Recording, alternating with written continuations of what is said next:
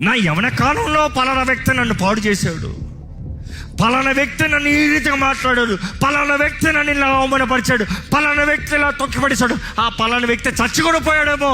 కానీ నువ్వైతే అక్కడే పట్టుకుని ఉన్నావు, నీ బంధకాల్లో నువ్వు ఉన్నావు.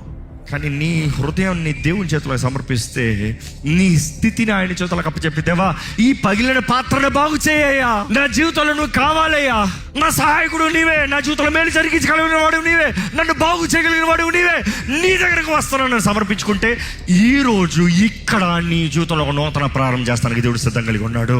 మనుషుడు ఏమంటున్నాడు పట్టించుకోవద్దు. ఒక చిటుకులో నేను పొగుడుతాడు, ఇంకో చిటుకులో నేను చంపుతామని చూస్తాడు. ఒక చిటుకులో నీ గురించి మంచి మాట్లాడతాడు, ఇంకో చిటుకులో మనుషుడు నేను దూషిస్తాడు.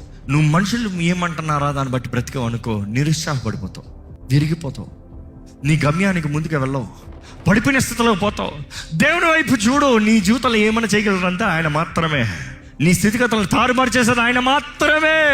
విరిగిన దాన్ని, పాడైన దాన్ని, నలిగిన జీవితాలని, త్రోసివేయబడిన వ్యక్తులని, చేతకాని బ్రతుకులని, తుణీకరింపబడిన వ్యక్తులని బాగు చేసి వాడుకుని ఆయన నామానికి మహిమ తెచ్చే దేవుడు.